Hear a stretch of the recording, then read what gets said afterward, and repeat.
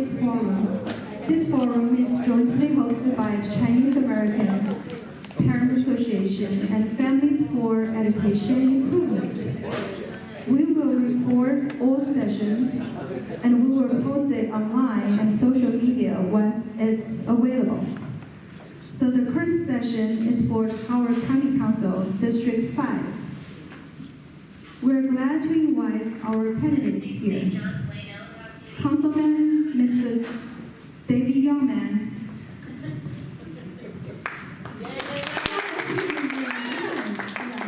And Dr. Joan Thomas.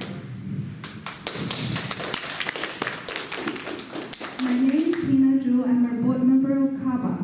I will be the moderator for this session. So candidates, you have 2 minutes for your opening remarks. You can introduce yourself, your major platform, and why you're running for the office. So our volunteer will remind you when you have 30 seconds left. And when your time is up, you'll be reminded again. Then I will ask you a number of questions prepared by our organizations. For the first question, you have 3 minutes to answer. For each of the following questions, you only have 2 minutes to answer. Once again, you'll be reminded twice. First time when you have 30 seconds left. Second time when your time is up. If you need, you can have 30 seconds for rebuttal. Our volunteer will remind you when your time is up. Please rotate the first speaker for each of the questions. Over the whole session, we will collect questions from the audience. I will read questions to you, and you will have 1 minute to answer those questions. Once again, you will be reminded twice. 15 seconds left, and when your time is up. Finally, you will have 1 minute for your closing remarks. Once again, you'll be reminded when you have 15 seconds, and you will be reminded again when you have when your time is up. So are you ready? Yeah. Great. So let's begin. Question number 1. Overdevelopment. Overdevelopment has been a major concern to many Howard County residents. What are your general thoughts on developments for the past, current, and future? Can you also share with us your specific thoughts about the general plan developed under the current county admin? Pick one area in the general plan that you will make changes if you get elected or re-elected. Is that a 3-minute answer? Yeah, this is the 3-minute one. Question. Yeah, I got confessed. I should have written it. Councilman Youngman. Do you want to give an opening statement first? You want to do that? Yeah, let's do the opening remarks, like 2 seconds. Okay, I think 2 minutes. I think that the opening remarks were supposed to be kind of why we're running. So I've been representing the district for 3.5 years now. It was sort of a natural next step for me after living here 50 years and being pretty entrenched in community service for 20. But over the last 3.5 years, as the only, despite being the only Republican, I have had good relationships with my 4 Democrat colleagues on the county council, the Democrat county executive, leaders in county government, community leaders, and I think I've been able to broker some compromise and advance sensible policy. Not extremist policy, but sensible, balanced policy. We also focus a huge amount of our effort on constituent service and have had some success in solving problems. I enjoy the work. I think we're making a positive impact on this county that I love, and I've been here 50 years. So if the voters send me back, I will keep doing the job. Thank you.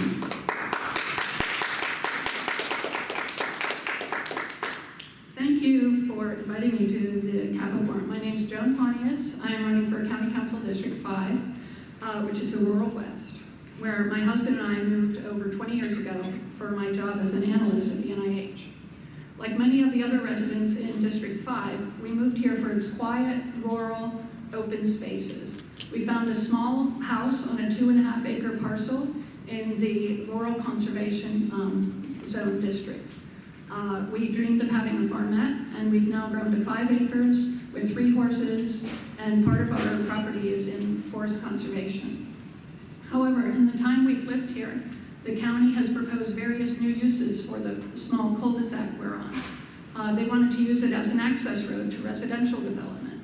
They wanted to put a school there on a field.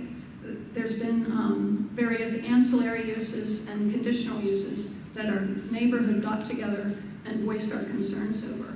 Some of those never came to pass, but other ones have increased traffic on our street from commercial use. This small lane now has too much traffic to teach your children to ride a bike or even to walk the dogs on the weekends. There's heavy traffic and making it impossible to get out on through 108. I now see these changes are not unique to our neighborhood. I've talked to other communities that have also been worried about becoming an access road for new developments. I feel like the county and the state leadership has downplayed the importance of residential quality of life and stewardship of the environment, and they've instead been favoring special interests such as developers, both on the Democratic and the Republican side of the aisle, at the public expense and higher taxes. Campaign contributions to politicians from developers and special interests have eroded our interest, our trust in our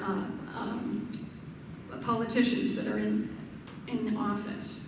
All of these have shaped my desire to run and shaped my concern for sustainability of the county's growth. So I've decided to run. Unlike my opponent, I took the Howard County No Developer, No Dark Money pledge. I'm also participating, like Alan Kittleman, in the Citizens Election Fund, which requires that I take no donations from any LLCs, PACs, unions, or political parties. I'm taking donations only from individuals. I want to represent the residents. As your next representative for District 5, I will strive to balance the needs of our residents with our economy, environmental stewardship for a sustainable future. Thank you.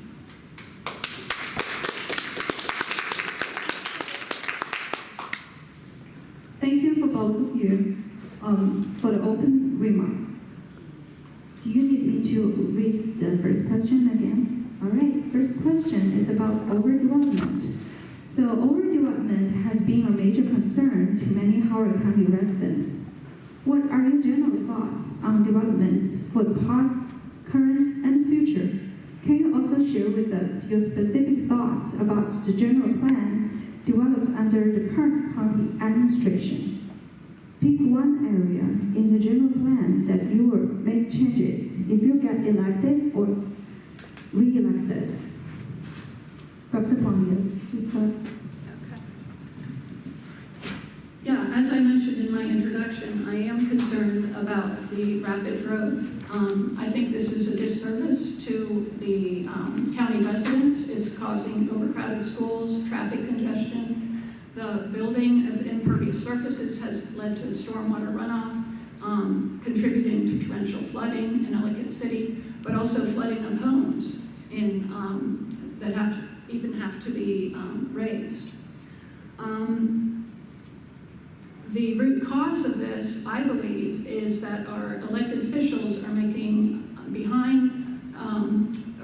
deals with developers, and developers are not contributing adequately to provide for an infrastructure cost before these residences go in. We need them to pay their fair share and provide schools and roads and the infrastructure needed to support these new residences. In order to strengthen that, I would look to the adequate public facilities ordinance. For example, turf, and there are 4 things that need to be done. One is to look at exemptions. Turf Valley was built with an exemption. This was voted on, and my opponent voted to not close that exemption. I would also vote to expand the APFO wait time from 4 to 7 years, as has been proposed by Liz Walsh, and which David also voted against. I would like to strengthen APFO so that it includes other infrastructure needs, not just schools and roads, but we also need to think about stormwater management problems and also fire and rescue and hospitals. As far as the general plan, I was disappointed that there's no chapter on schools. Half our budget is with the schools, and the general plan has overlooked that. A lot of people moving here move for the schools, and we need to think about the location of the schools and walkable communities and how the schools are located next to the residences. But for me, my biggest concern so far with the general plan is the business section. A lot of candidates have talked about incentives for bringing businesses to Howard County, but Howard County has the lowest unemployment in the state. We do not need more businesses moving here and more employees moving here. What we do need is new jobs that raise low-income people up to the middle class and have the more developer interests pay their fair share of our infrastructure. Thank you. Thank you, Dr. Pontius. So regarding the general plan, we don't have the general plan yet. We've seen little chapters of it. There are several areas that concern me that have to do with, and they all got these fancy names, innovative neighborhoods, and it's infill. So I think that this general plan is going to be an opportunity to finally break our generations-long dependence on residential growth to pay our bills. It's not a sustainable model. We all know that residential growth comes with the need to put kids in school, and pick up trash, and provide all the services that we need to do. Again, we haven't seen the general plan. My guess is it's going to be light on ways to grow our commercial tax base. We don't grow a commercial tax base and attract companies here because people here need a job. People can go to another county and have a job that's irrelevant to this. You've got to grow your tax base or you will not be able to afford services. This is a one-party Democrat-controlled county. Government is never going to shrink. Spending is not going to shrink. You're going to pay higher taxes, but you've got to grow the tax base somewhere. We've established that we can't continue to grow it with residential. We've got to find ways to grow it with commercial. I did vote against taking away an approval that's been in place for decades. That was approved a long time before us. After properties been purchased, people borrowed money, investors have invested. There's more to corporate finance and things like that than just changing the rules in the middle or at the 11th hour of a development. I would never, ever in the future vote to allow a development to go forward without going through APFO. As far as extending APFO, look, at some point, it is a taking of your property rights. One of the things that makes America America is your property rights. The 4 years tries to balance slowing the development down, giving the county the time to get their infrastructure in place without permanently somewhat permanently taking those rights away from folks. I do agree with Joan on the schools in the general plan. I advocated aligning planning areas that the county uses to allocate residential development units and the school system uses to allocate their resources, but the school system was reluctant to do that. I think I'm done. I think you get a rebuttal, and I'm interested to know what you would consider developers paying their fair share. What does that mean specifically? What should they be paying for that they're not now? Thank you, Representative Youngman. So I have a 30 seconds. I'm glad that we both agree that we can no longer depend on residential growth for our county's economy. But what I don't understand is that you voted to expand sewer and water to an agricultural property, which will bring 1,400 new units into Clarksville. We need to preserve our agricultural property and make them profitable. And we need to put aside this dependence on residential growth, which increases the cost of the infrastructure to support them. Thank you. Thank you. The second question. Pandemic created tremendous hardship to our local small business. What do you see as their biggest challenges in the next few years? How would you help them if you get elected or re-elected? Let's start with Councilman Long.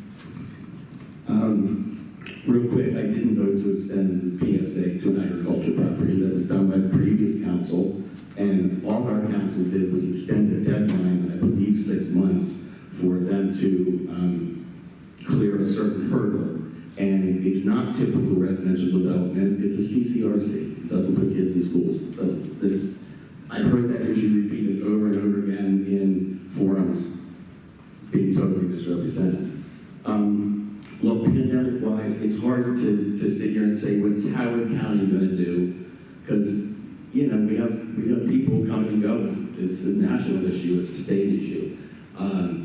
We've provided good funding to the county budget and through the COVID funds that have come in from the federal and state budget to our health department. I think our council has been very supportive of our health department.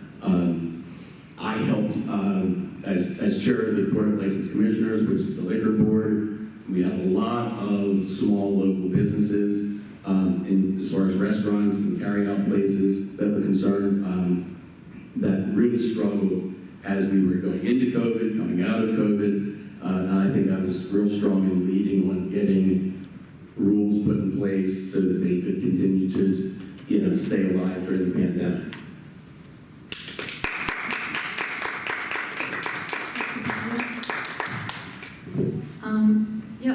The COVID pandemic was an eye-opener to us all. It was something we've never seen before. It was especially hard on parents with children who couldn't take their kids to school and had problems getting meals on the table and things. And so I wonder, we did get federal and state funds for holding these businesses over for a few years. I wonder if it would have been even better to have coupons for families to make use of the restaurants, for takeout food while they had fewer customers. Looking forward, let's hope the pandemic doesn't come again. And I would support what we have, again, what I said earlier, we have to support small businesses that are in Howard County and ones that are local that people can walk to and spend their dollars and make sure that the money doesn't leave the county rather than these franchises that come into the county and the money ends up leaving the county. Thank you. Thank you. Councilman Young. I think the coupons for families was a great idea. Any opportunity we have to give some of the tax money that we send to the state and the federal government out of Howard County that we can put back in Howard County people's pockets is a great idea. Unfortunately, a lot of federal dollars came through the CARES Act and other programs with restrictions on what we could do with it. But let me tell you, if we ever find ourselves in a similar situation again and we have the ability to do that, I think that's a great idea. Thank you. The third question, the crime rates, particularly violent crime rates, are on the rise in this county. So what do you think are the root causes for the increase in crime? How would you address this issue if elected or re-elected?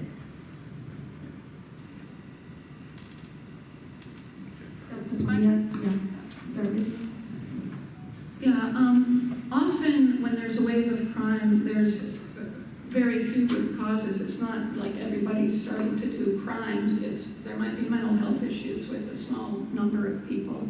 So first we have to try to find out who the criminals are and what's motivating them. On the other hand, other crime waves are due to poverty, and people are desperate. And we have had a rash of stealing of catalytic converters. And is this done out of economic desperation? that kind of crime points more towards economic desperation, whereas violence has to do with mental health, and both of these need to be addressed. There's been talk about the police cameras, the full body cameras on policemen. Another idea for things like catalytic converters being stolen in neighborhoods would maybe be used to use cameras for crime prevention and to try to find out who's committing these crimes. Thank you. Thank you. Councilman Young. We've got a lot of demographic changes happening in the county, and it's rooted in our housing policy. I think that is contributing to what is a national problem of increased violent crime rates. As far as here in Howard County, for a long time, we neglected investment in our patrol force of the police department. We've increased lots of other types of positions in the police department. The lack of public support for police officers and the demonizing of them over the last few years has caused veteran officers to retire. People are counting the minutes until they can hit their max pension to get out. It's been a hard few years to be a police officer, and there's been a disincentive to really jump in with 2 feet and do that job of preventing crime. I think we do a great job at solving crime here, but it would be great if we could do a better job at preventing it from happening. We did just pass a budget that approved 24 more police officers. They're all allegedly going to patrol. I think that will help, but we really have to look at the long-term impacts of housing policy and how Howard County is going to have to deal with certain challenges that it really never had to before.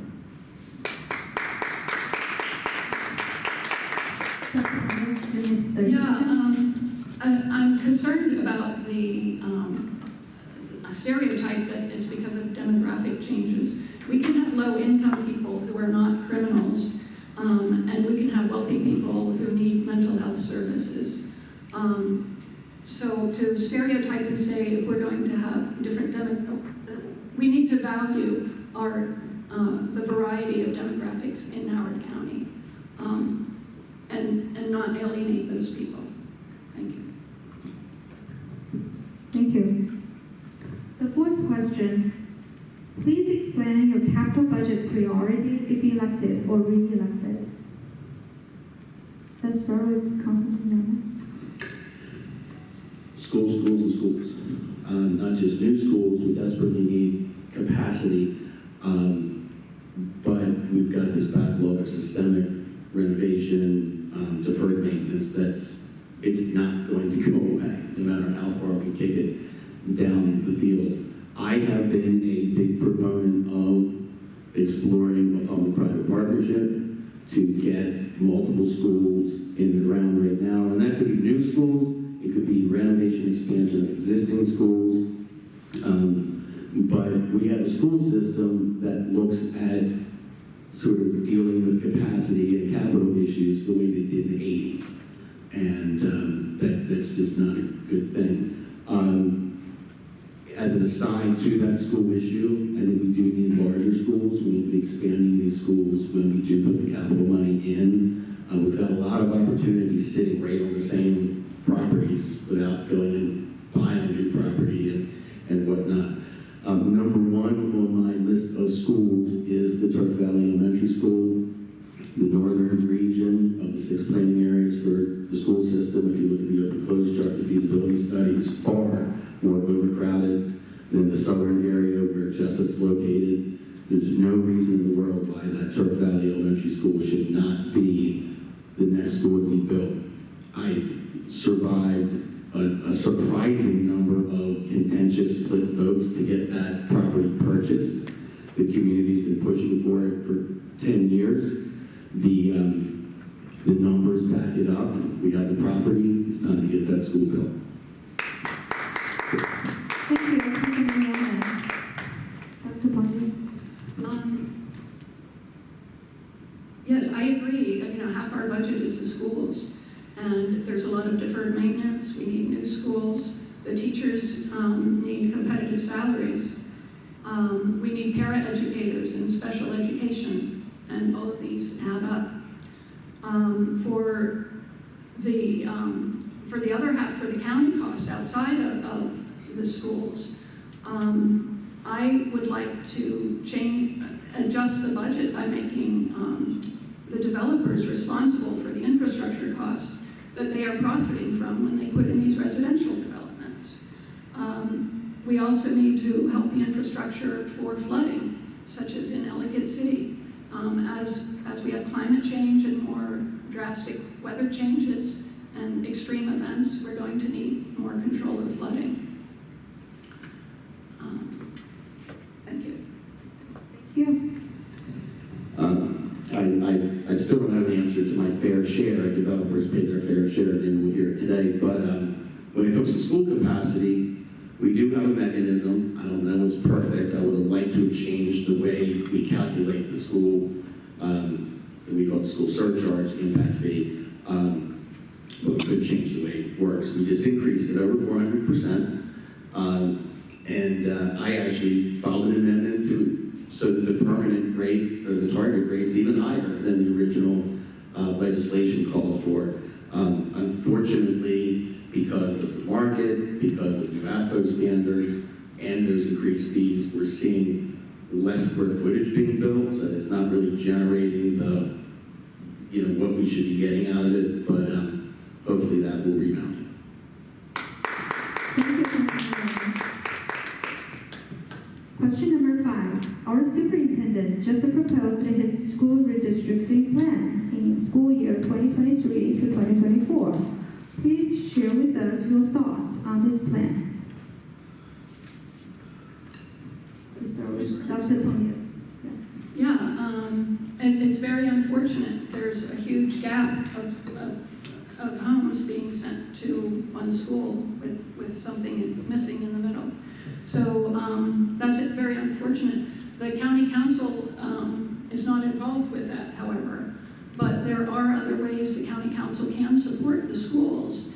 And one problem is that the housing we've been putting in is generating segregated communities. We have acres and acres of $1 million homes going in one part of the county and subsidized housing for low income in another part. And this is creating a segregated community, which goes against Rouse's vision that everybody loved in Columbia. Now, if we required that housing had diverse choices, different prices within each community, then the schools, if that was their motivation in this redistricting, would not choose to try to solve disparate demographics and bus one community to another. So as far as the county council, they can help the schools by having residential developments that reflect the income of our residents. Another problem is that the teachers don't have a place to live. They can't afford these homes that are going in. So another proposal, the average income in Howard County is $150,000. We need homes that go at $300,000, not $1 million. Thank you.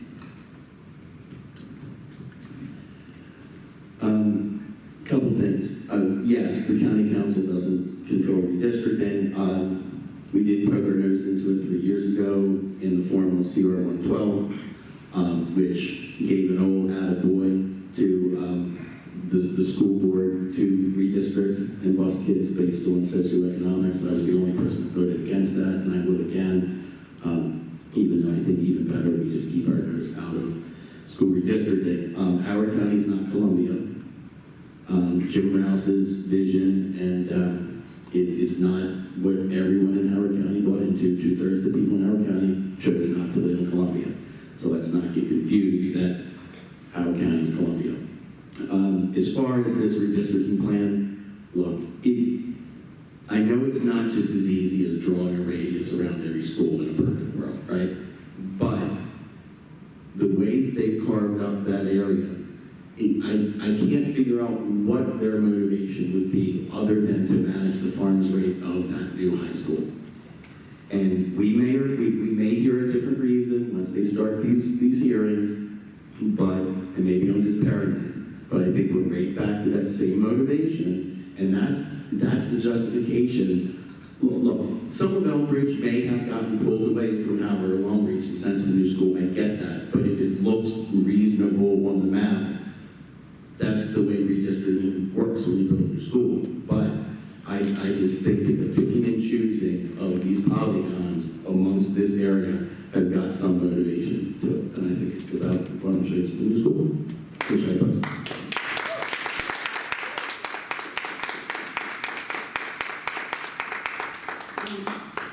You mentioned redistricting for farm,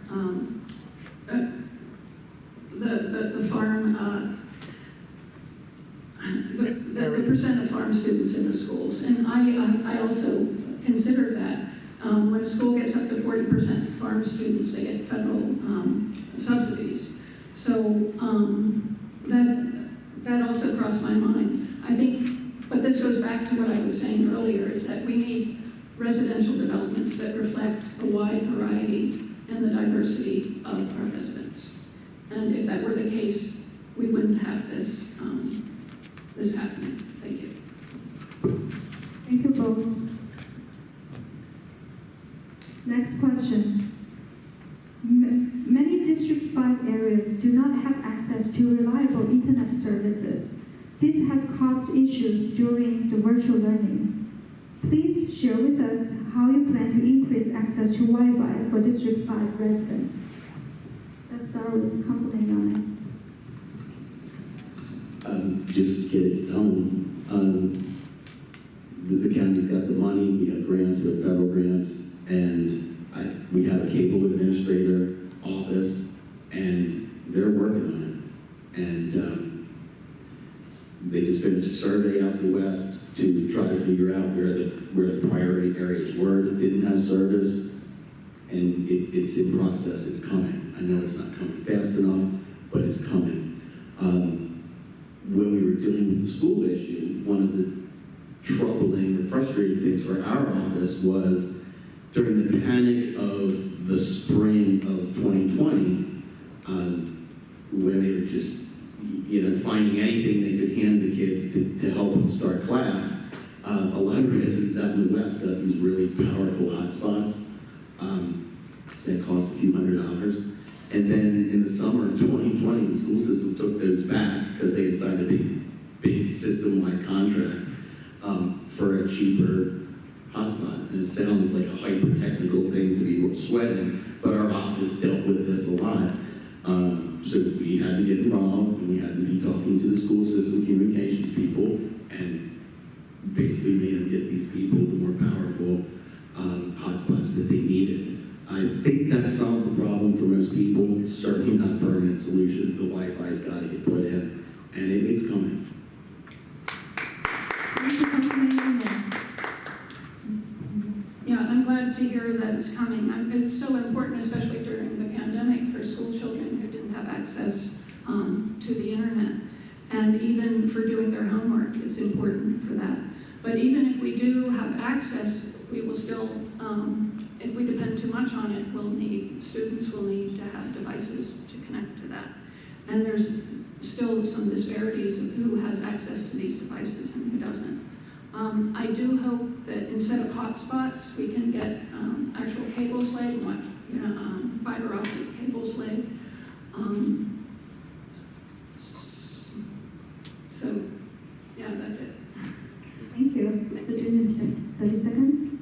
I think we agree on Yeah, this. we agree on Great, thank you for both of the candidates for your time, for answering questions, for sharing so many useful information for all of us voters. So it is the time for us to hear about your closing remarks. So let's start with Councilman Yeoman. Look, I've spent the last 3.5 years just trying to be calm and professional and bring people together and some common sense, sensible solutions.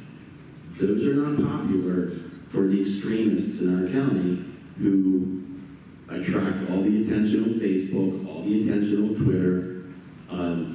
But, most of the people in Howard County are not extremists. They just want common sense, sensible policy. They want safe neighborhoods, good value for their tax dollars, great schools, good economy, and for government to otherwise leave alone.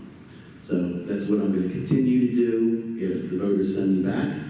And I have yard signs here if anyone would like to take one. Thank you.